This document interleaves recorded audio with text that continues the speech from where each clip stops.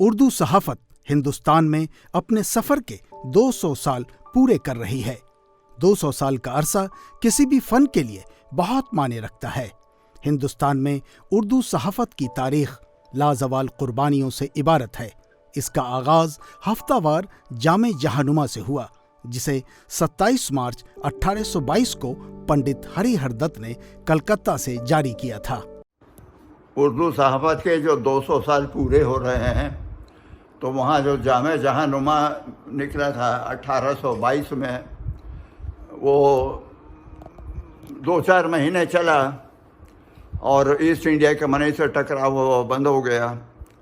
لیکن اس کے بعد بھی وہ اردو اخباروں کا سلسلہ جاری رہا۔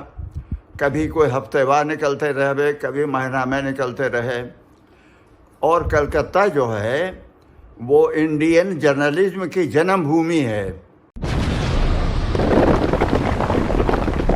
1857 کی پہلی جنگ آزادی۔ اردو صحافت کے تاریخی پس منظر کو اگر دیکھنا ہے تو ہمیں 1857 کی پہلی جنگ آزادی یاد رکھنی چاہیے، کیونکہ اردو صحافت نے جس بے باکی اور بے خوف طریقے سے اپنا کردار ادا کیا تھا، وہ آج بھی تاریخ کے اوراق میں درج ہیں۔ اس دور میں دہلی اردو اخبار، جسے مولانا محمد حسین آزاد کے والد مولوی محمد باقر نے شروع کیا تھا، اس کے علاوہ صادق الاخبار، پیام آزادی، لاہور سے کوہ نور، لکھنؤ سے طلسم، سحر سامری اور رسالہ بغاوت ہند وغیرہ ایسے اخبارات تھے جنہیں کبھی فراموش نہیں کیا جا سکتا۔ دہلی اردو اخبار اور پیام آزادی کے ایڈیٹروں مطلب مولوی محمد باقر اور مرزا بیدار بخت کو جس طرح پھانسی دی گئی، صحافت کی دنیا میں اس کی دوسری مثال شاید ہی کہیں دیکھنے کو ملتی ہے۔ 1857 کے بعد اردو اخبارات کی تعداد 35 سے گھٹ کر 12 رہ گئی۔ اس کے باوجود اردو صحافت کا سفر بدستور جاری رہا۔ سر سید احمد خان، منشی نول کشور، مولانا ظفر علی خان، مولانا ابوالکلام آزاد، مولانا محمد علی جوہر اور مولانا حسرت موہانی جیسی شخصیات کی ادارت میں تہذیب الاخلاق، اودھ اخبار، زمیندار، الہلال، ہمدرد اور اردو معلیٰ نے اس سفر کو مزید روشنی عطا کی اور آگے بڑھنے کا راستہ ہموار کیا۔ اس ملک کی آزادی کے لیے سب سے پہلے جس شخص نے قربانی دی وہ اردو زبان کا ہی ایک صحافی تھا، اور اس کا نام تھا مولوی محمد باقر۔ مولوی محمد باقر کو جرأت اظہار کے لیے 16 ستمبر 1857 کو توپ کے دہانے پر رکھ کر اڑا دیا گیا تھا۔ یہی حشر اس زمانے میں پیام آزادی اخبار کے مدیر مرزا بیدار بخت کا ہوا، جن کے جسم پر سور کی چربی مل کر انہیں پھانسی دے دی گئی۔ اس کے بعد آپ پوری تاریخ اٹھا کر کے دیکھیے، اور تمام اخبارات ہیں جن کے نام یہاں لیے جا سکتے ہیں، جنہوں نے آزادی کی لڑائی میں ہراول دستے کا کام کیا۔ ہندوستان میں صحافت کی تاریخ ایسی ہی قربانیوں سے بھری پڑی ہے، اور جب تک دنیا قائم رہے گی ان قربانیوں کو یاد کیا جاتا رہے گا، اور یہ ایسی قربانیاں ہیں جن کی نظیر کسی بھی زبان کی صحافت پیش کرنے سے قاصر ہے۔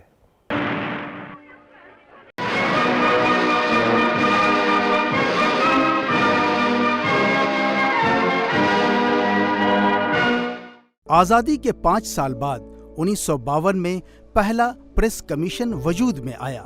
اس میں registrar news paper of India نے RNI کے قیام کی سفارش کی، جس کا مقصد اخبارات کے سرکولیشن اور اعداد شمار کی رپورٹ ہر سال وزارت اطلاعات و نشریات کو پیش کرنا تھا۔ اس کی پہلی رپورٹ 1958 میں منظر عام پر آئی، جس میں 1957 کے اعداد شمار پیش کیے گئے تھے۔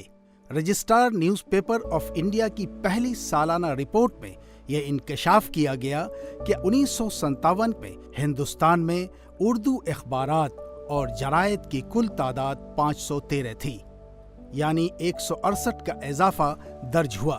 اس سے اردو زبان کی تخلیقی قوت ظاہر ہوتی ہے۔ 513 اخبارات میں سے 292 ने ही अपनी तादाद अशात RNI को सौंपी थी। इनका मजमूई सर्कुलेशन 7,84,000 था। ये तादाद मुल्क की तमाम ज़बानों के अखबारात की कुल तादाद अशात का 7% थी, जबकि उर्दू सहाफ़त का मुकाम अंग्रेज़ी, हिंदी और तमिल के बाद चौथे नंबर पर था। इसी तरह आज़ादी की 50वीं सालगिरह 1997 में पेश की गई सालाना रिपोर्ट में तादाद के एतबार से उर्दू सहाफ़त हिंदी अंग्रेज़ी के बाद तीसरा मुकाम हासिल कर चुकी थी। आज इसकी तादाद कम हो रही है। लेकिन ये बात बिल्कुल सही है कि जैसे कुछ लोग कहते हैं कि उर्दू सहाफ़त सिकुड़ रही है, उर्दू सहाफ़त जो है वो काफ़ी परेशानी का शिकार है। आपने यकीनन ये बात सुनी होगी कि उर्दू के बेहतरीन अखबारात आज निकल रहे हैं, लेकिन जो मसाइल हैं बुनियादी तौर पर उर्दू अखबारात के, शुरू से जो मैंने महसूस किया और जिसके लिए बहुत लड़ाई भी मैंने लड़ी, पार्लियामेंट का जब मैं मेंबर था तो मैंने इसको काफ़ी अपना एक बड़ा मुद्दा बना करके हुकूमत के सामने रखा।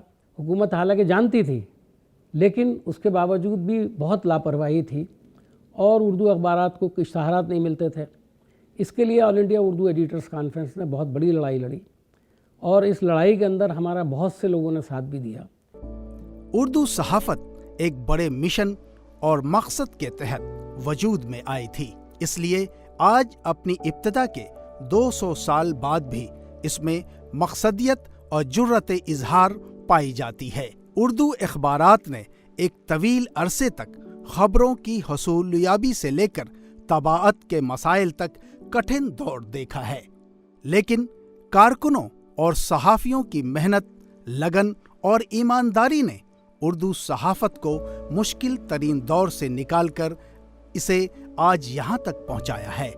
आज उर्दू अखबारात बेहतरीन तस्वीर, लेआउट, डिज़ाइनिंग और इम्पोर्टेड मशीन पर तबाह होकर क़ारीन से दाद वसूल कर रहे हैं, या यूं कह लीजिए कि उनकी तबाअत में इनकलाबी तब्दीलियां रूनुमा हो चुकी हैं।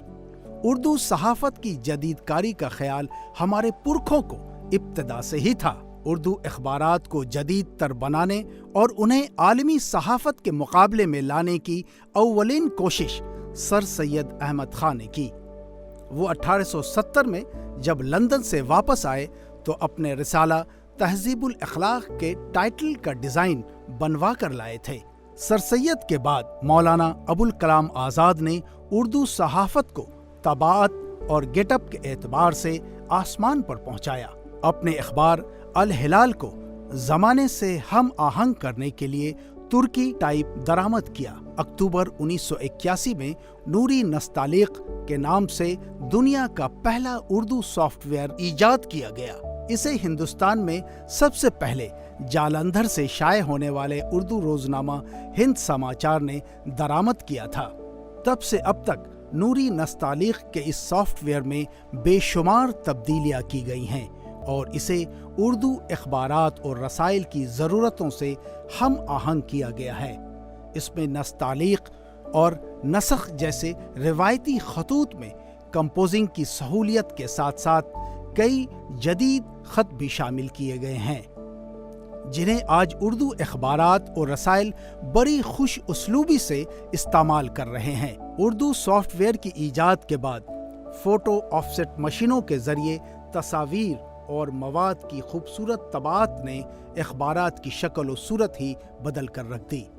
1992 में खबर रसां एजेंसी UNI ने अपनी उर्दू सर्विस का आगाज़ किया। आज दूरदर्शन और रेडियो के अलावा मुल्क के बेशतर उर्दू रोजनामे UNI उर्दू सर्विस से इस्तिफादा कर रहे हैं। उर्दू सहाफ़त आज भी मकसद और अकीदे से वाबस्ता है। उर्दू सहाफ़त की बुनियाद में ईसार व कुर्बानी, मेहनत व मुशक्क़त, जांसोज़ी, उसूल पसंदी, अखलाक़ियात और मकसदियत की जो ईंटें रखी गई थीं, उर्दू सहाफ़त 200 साल बाद भी उन्हीं पर मुस्तहकम है। उम्मीद की जाती है कि इसका ये सफ़र यूं ही खुश असलूबी के साथ जारी रहेगा। आज जब हम जहाँ जमा हुए हैं उर्दू सहाफ़त के हवाले से, तो उर्दू के एक अदना कारी की हैसियत से मैं आप सब से एक अपील करूँगा, और वो ये کہ آپ خود بھی اردو کا اخبار خریدیں، اپنے بچوں کو اردو پڑھائیں، تاکہ آگے آنے والی صدیوں تک بھی ہم اردو صحافت کا جشن اسی طرح مناتے رہیں، اور ساتھ میں معصوم مراد آبادی اور ان کے ساتھیوں کو مبارکباد بھی دیتا ہوں جنہوں نے کم سے کم وہ کام کر دکھایا جس کا ہمیں ابھی تک خیال بھی نہیں آیا تھا۔ بہت شکریہ۔